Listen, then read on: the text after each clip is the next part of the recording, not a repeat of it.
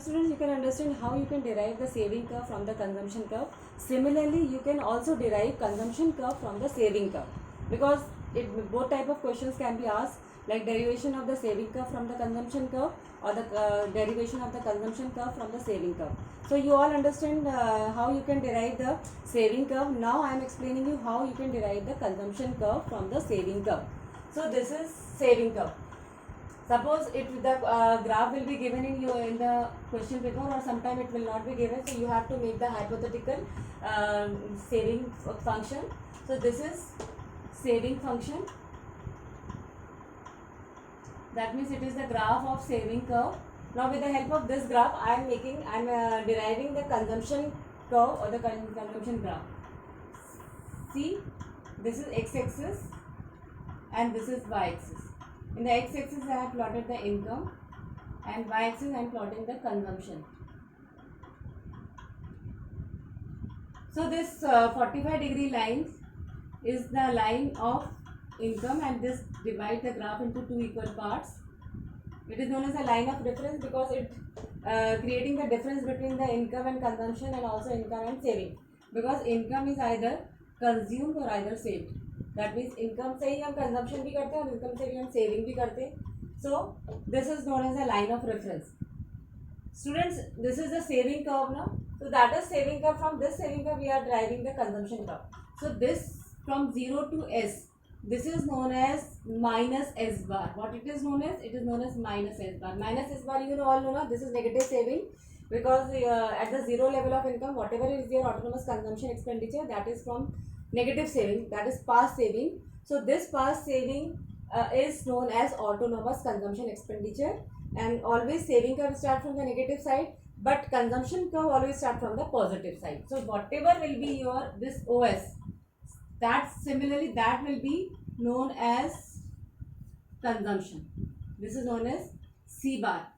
So this is the starting point of consumption curve. So whatever will be this OS, so this is OC in the positive axis. So this is in this, from this particular point we are starting the consumption curve. And where S is equals to 0, this is known as break even point in the saving curve. So from this particular point, this is your income. So at this particular point, your consumption will be equals to income. That means this is the saving consumption curve. So this consumption curve will intersect at this particular point.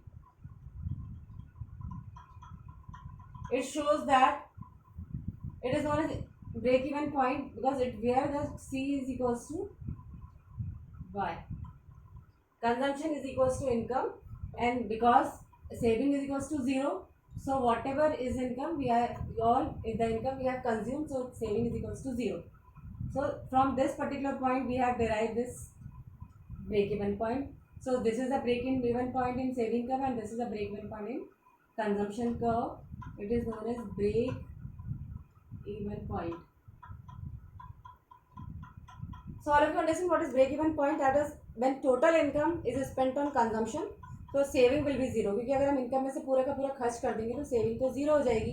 तो इसीलिए इसको break even point कहा जाता है. और यहाँ saving आपकी zero बता रही है, क्योंकि यहाँ पे जीरो लेवल ऑफ इनकम में सेविंग कर्व एक्स एक्सिस को टच करी. सेम में जब यहाँ पर आपकी कंजम्पशन कर्व जो है, that it intersect at this particular point, it shows that income and consumption both are equal. फिर यहाँ से आप देखिए, ये आपकी कंजम्पशन कर्व जो है वो सेविंग इनकम से नीचे आ जाएगी. This is consumption curve. Here your income is less than consumption, because your saving will be your means saving will be coming in the positive side. That means people start a part of their income as a savings. So whatever will be the saving, that will be less than that will consumption will be less than income. That means income, we have not spent all our income in consumption. Some part of the income we have saved, and because of that your consumption is less than income. So in this way we can derive this consumption curve from the saving curve, like we have derived the here also you have seen that this is the consumption curve. From this consumption curve, you have derived saving curve, and here saving curve is given. From this saving curve, we have derived the consumption curve. This will be more clear. So, students, all of you understand that this is a derivation of consumption curve from the saving curve. That is also same, like at the zero level of income, whatever is your autonomous saving, that is your autonomous consumption in the consumption curve, and when your saving is equals to zero, here your consumption is equals to income. That means the total income you have consumed, and this is the saving curve stretches in the positive axis, because this consumption curve also stretches, because as your income increases, consumption also increases, but it is less than income. It is less than income, so income curve will be higher than the consumption curve. ये अब consumption का इससे ज़्यादा है, क्योंकि ये जो income और कंजम्पशन की जो डिफरेंस है, वो डिफरेंस क्या है, that is saving. So this is the derivation of consumption curve from the saving curve. S curve is start, this S S is the saving curve, and this S curve the point of origin is S, that is minus S bar. So this is saving function when S is equals to, this is the point of origin, that is minus S bar. ये आपका point of origin है, क्योंकि यहाँ से आपकी saving curve start हो रही है नेगेटिव साइड से, that is why I have type minus S bar. Plus this saving curve starts increasing, stretches, and then this is S bar plus 1 minus b. Why we have written 1 minus b here? Previously I am explaining you the consumption curve. So this is the consumption curve. This will be known as the slope of C line.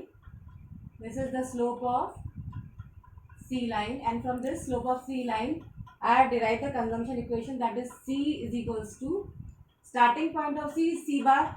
So here I am writing C bar plus ये जो यहाँ से यहाँ तक ये curve stretch हो रही है, why this C bar is consumption curve is increasing, because your income increases, so your consumption increases. So income के बढ़ने से जो consumption बढ़ता है उसको हम कहते हैं MPC. What it is known as MPC, that is the increase in income, your consumption increases, MPC. तो here I have write MPC is equals to B. यहाँ पर हमने MPC का नाम दिया है बी, तो यहाँ पर मैंने लिखा बी, क्योंकि ये जो कर्व है this is because of MPC. As the consumption increases, because your income increases, तो the rate of the increase in consumption is less than income, and this is known as MPC. तो यहाँ पे हमने MPC की जगह लिखा है B into y, because this will be from your income. This MPC is derived from the income, so this is your consumption equation. From this consumption equation you have derived the saving equation, that is C. ये हमने यहाँ C लिया है, तो यहाँ पे हम calculate कर रहे हैं saving curve. So C bar is equals to minus S bar. जितना C bar था saving में, उतना आपका ये minus S bar हो जाएगा, this OS. Plus here we have written B. B is the MPC, so in saving curve we have to find out MPS. So what is the formula of MPS? MPS is equals to 1 minus MPC. Yesterday, the previous lecture I explained you the formula. MPS is equals to 1 minus MPC.